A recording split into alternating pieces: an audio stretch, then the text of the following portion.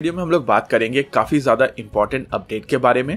आज सुबह रक्षा मंत्री राजनाथ सिंह ने एक ट्वीट करके देश को बताया कि भारत की premier defence research lab DRDO ने HSTDV यानी कि हाइपरसोनिक टेक्नोलॉजी डेमोन्स्ट्रेटर व्हीकल का सफल परीक्षण किया है।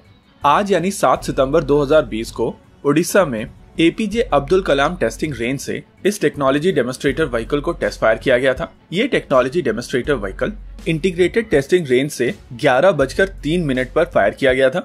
इस टेक्नोलॉजी डेमोन्स्ट्रेटर व्हीकल को एक अग्नि मिसाइल के बूस्टर के ऊपर माउंट किया गया था। रिपोर्ट्स के अनुसार ये अग्नि मिसाइल का बूस्टर अग्नि 1 का है और इस बूस्टर के माध्यम से इस मिसाइल को 30 किलोमीटर की एल्टीट्यूड तक ले जाया गया था। इस 30 किलोमीटर की एल्टीट्यूड पर पहुंचने के बाद में ये अग्नि मिसाइल बूस्टर HSTDV से सेपरेट हो गया था और यहाँ पर इसका स्क्रैमजेट इंजन स्टार्ट हो गया था। इन्हीं रिपोर्ट्स के अनुसार इस स्क्रैमजेट इंजन ने 22 सेकेंड तक काम किया था।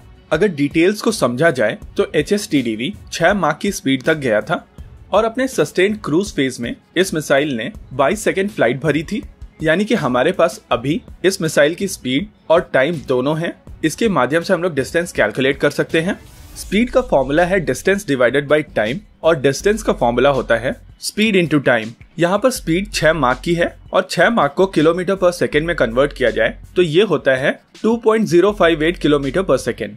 और इसको अगर 22 से मल्टीप्लाई किया जाए, क्योंकि फ्लाइट की ड्यूरेशन 22 सेकेंड की थी, तो ये डिस्टेंस होता है 45 किलोमीटर के आसपास का। यहाँ पर यह समझना जरूरी है कि एक टेक्नोलॉजी डेमोन्स्ट्रेटर व्हीकल है, अभी इसको प्रैक्टिकल एप्लीकेशन में यूज नहीं किया गया है और यहाँ पर खाली टेक्नोलॉजी वेरीफाई की जा रही थी। यहाँ पर 3 जो सबसे इम्पोर्टेंट टेक्नोलॉजी पैरामीटर्स को टेस्ट किया गया है वो है कंबशन चैम्बर की प्रेशर हैंडलिंग और temperature handling capacity, air intake की कॉन्फ़िगरेशन और इतनी हाई स्पीड पर गाइडेंस और कंट्रोल सिस्टम। स्क्रैमजेट इंजन्स के अंदर काफी ज्यादा हाई टेम्परेचर होता है और ये बहुत जरूरी होता है कि कंबशन चैम्बर इतना हाई टेम्परेचर आसानी से झेल सके। यहाँ पर तापमान 2500 डिग्री सेल्सियस से ज्यादा होता है। साथ ही क्योंकि ये मिसाइल 6 माक से ज्यादा की स्पीड से उड़ रही होती है, यहाँ पर प्रेशर भी बहुत ज्यादा होता है। स्क्रैमजेट इंजन्स को स्टेडी एयर इनफ्लो चाहिए होता है और ये काफी हद तक इसके एयर इनटेक के ऊपर डिपेंड करता है। हाइपरसोनिक टेक्नोलॉजी डेमोन्स्ट्रेटर व्हीकल यानी कि HSTDV स्क्रैमजेट इंजन्स पर काम करती है और स्क्रैमजेट इंजन 0 स्पीड से स्टार्ट नहीं हो सकते। इन इंजन्स को पहले सुपरसोनिक स्पीड तक बूस्ट करना पड़ता है और उसके बाद इनको इग्नाइट किया जाता है। अगर बात की जाए एक टिपिकल HSTDV मिशन प्रोफाइल की, तो पहले ये मिसाइल लिफ्ट ऑफ होती है जहां पर इसका बूस्टर फेज इग्नाइट होता है।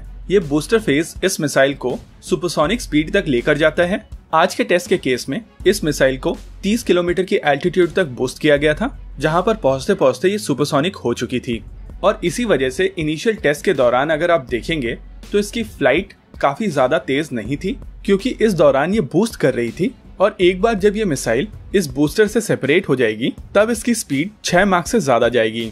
आइए समझते हैं ब्रीफली स्क्रैमजेट इंजन्स कैसे काम करते हैं। अगर बात की जाए स्क्रैमजेट इंजन्स की, तो इस तरीके के इंजन 0 स्पीड से काम नहीं करते हैं। इनको पहले सुपरसोनिक स्पीड पर ले जाया जाता है ताकि इनके अंदर आ रही एयर सुपरसोनिक हो और इस तरीके के इंजन में जो कंबशन चैम्बर होता है वो भी सुपरसोनिक होता है।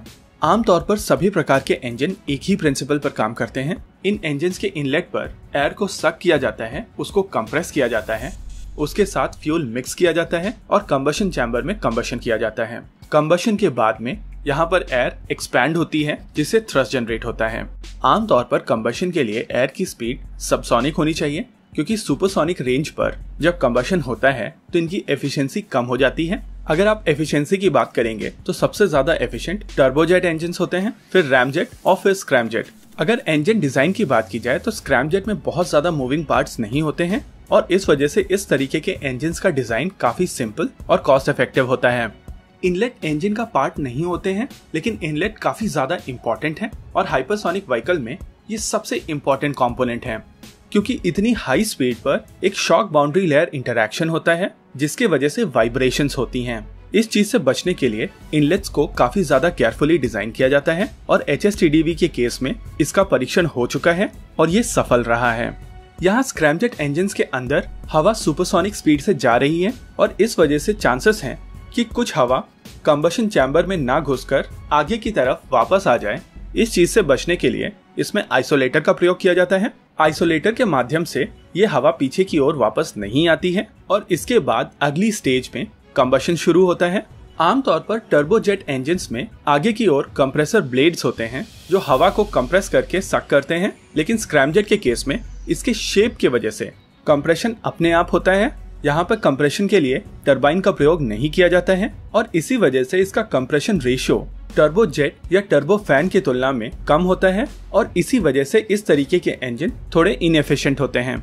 इसकी अगली स्टेज में एयर के साथ में फ्यूल को मिक्स किया जाता है और यहाँ पर कंबशन होता है। ये एयर ऑलरेडी सुपरसोनिक स्पीड पर होती है और इसी वजह से इसमें 2 या 2 से ज्यादा स्टेजेस में फ्यूल मिक्सिंग की जाती है। इस फ्यूल मिक्सिंग के दौरान ये इंश्योर किया जाता है कि इस इंजन के अंदर हवा की स्पीड को ये फ्यूल इंजेक्टर्स कम ना करें और पीछे की ओर इसकी नोजल स्टेज होती है जिसको इस तरीके से डिजाइन किया जाता है ताकि ये इतने ज्यादा एक्सपेंशन को आसानी से झेल सके। इस सक्सेसफुल टेस्ट के बाद में इस टेक्नोलॉजी डेमोन्स्ट्रेटर व्हीकल का कई एप्लीकेशन में प्रयोग किया जाएगा। माना जा रहा है कि इसी टेक्नोलॉजी के ऊपर भारत की hypersonic cruise missile BrahMos mark 2 बनाई जाएगी। साथ ही कई और एप्लीकेशन में इस हाइपरसोनिक मिसाइल का प्रयोग किया जाएगा। माना जा रहा है कि इस मिसाइल का एक एयर लॉन्च वर्जन भी बनाया जाएगा। इस मिसाइल का एयर लॉन्च वर्जन इतना ज्यादा बड़ा और हैवी नहीं होगा क्योंकि जिस एयरक्राफ्ट के ऊपर इसको माउंट किया जाएगा वो सुपरसोनिक स्पीड पर जा सकते हैं और क्योंकि मदर एयरक्राफ्ट की स्पीड ऑलरेडी सुपरसोनिक होगी इस वजह से स्क्रैमजेट इग्निशन में कोई प्रॉब्लम नहीं आएगी। इसमें एक छोटे बूस्टर की मदद से थोड़ा इनिशियल बूस्ट देकर स्क्रैमजेट को स्टार्ट किया जा सकेगा, जिसके बाद ये air launch cruise missile hypersonic speed attain कर पाएगी और काफी दूर जाके अपने टारगेट्स को डिस्ट्रॉय कर पाएगी। इस तरीके की हाई स्पीड मिसाइल्स को इंटरसेप्ट करना बहुत मुश्किल होता है और इसी वजह से इस हाइपरसोनिक टेक्नोलॉजी डेमोन्स्ट्रेटर व्हीकल का एक स्ट्रैटेजिक इम्पैक्ट होगा। इस तरीके की मिसाइल बन जाने के बाद में भारतीय सेना की स्ट्राइक कैपेबिलिटी को बहुत ज्यादा बूस्ट मिलेगा और इससे स्ट्रैटेजिक बैलेंस पूरी तरीके से शिफ्ट हो जाएगा। हालांकि यहाँ पर यह जान लेना जरूरी है कि भारत पहली कंट्री नहीं है जिसने हाइपरसोनिक मिसाइल बनाई है। इस रेस में यूएस, रशिया और चाइना पहले से हैं, लेकिन इस सक्सेसफुल टेस्ट के बाद में भारत उसी टेबल पर जाकर बैठता है जहां पर पहले ये 3 देश बैठे हुए थे और यही कारण है कि रक्षा मंत्री राजनाथ सिंह ने इस बात की जानकारी देश को दी थी। इस चीज से आप ये अंदाजा लगा सकते हैं कि इस टेस्ट का सामरिक महत्व कितना था। आज के इस वीडियो में रखते हैं केवल